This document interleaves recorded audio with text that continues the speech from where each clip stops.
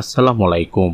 জয় Bangla slogan, পিটুনির শিকার সেই মুক্তিযোদ্ধাকে হত্যা মামলায় গ্রেপ্তার, তার একটি খবর জানবো। তবে আপনি যদি যুদ্ধের জীবন চ্যানেলে নতুন হয়ে থাকেন, চ্যানেলটা অবশ্যই সাবস্ক্রাইব করবেন, পাশেই থাকবেন।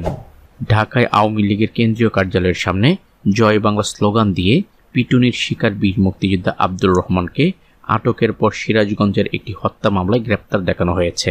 সোমবার বিকালে তাকে ঢাকা থেকে আনার পর সিরাজগঞ্জের মুখ্য বিচারিক হাকিম আদালতে তোলা হলে বিচারক কারাগারে পাঠানোর আদেশ দেন বলে জানান বাদীপক্ষের আইনজীবী নাজমুল ইসলাম। কারাগারে যাওয়া আব্দুর রহমান সিরাজগঞ্জ জেলা ও দায়রা জজ আদালতের রাষ্ট্রপক্ষের কৌশলী। এর আগে রোববার বেলা 11টার দিকে ঢাকা গুলিস্তানে আওয়ামী লীগ কার্যালয়ের সামনে আব্দুর রহমান জয় বাংলা স্লোগান দিয়ে গণপিটুনির শিকার হন। জয় বাংলা স্লোগান দিলে পিটুনির শিকার হন।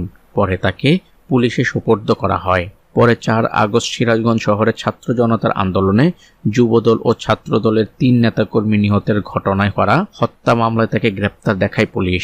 এর আগে পল্টন থানার ওসি কাজী নাসিরুল আমিন সাংবাদিকদের বলেন, আওয়ামী লীগের কার্যালয়ের সামনে জড়ো হওয়া কিছু লোককে ছাত্র জনতা ধরে পুলিশে সোপর্দ করে। আব্দুর রহমানের বিরুদ্ধে মামলা থাকায় তাকে সিরাজগঞ্জ পুলিশের কাছে হস্তান্তর করা হবে। হামলার বিষয়ে আব্দুর রহমানের স্ত্রী আইনজীবী নেবুন্নেসা জেবা রহমান জানান, তার স্বামীকে বেধড়ক মারধর করা হয়েছে। এ ঘটনায় নিন্দা ও ক্ষোভ জানিয়ে জড়িতদের বিচার দাবি করছেন তিনি।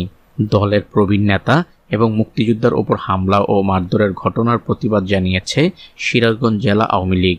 রোববার রাতে দলটির সভাপতি KM হোসেন আলী হাসান ও সাধারণ সম্পাদক আব্দুস সামাদ তালুকদার স্বাক্ষরিত এক বিজ্ঞপ্তিতে আব্দুর রহমানের ওপর হামলা ও মারধরের ঘটনায় তীব্র নিন্দা ও ক্ষোভ জানানোর পাশাপাশি জড়িতদের শাস্তি দাবি করা হয়েছে।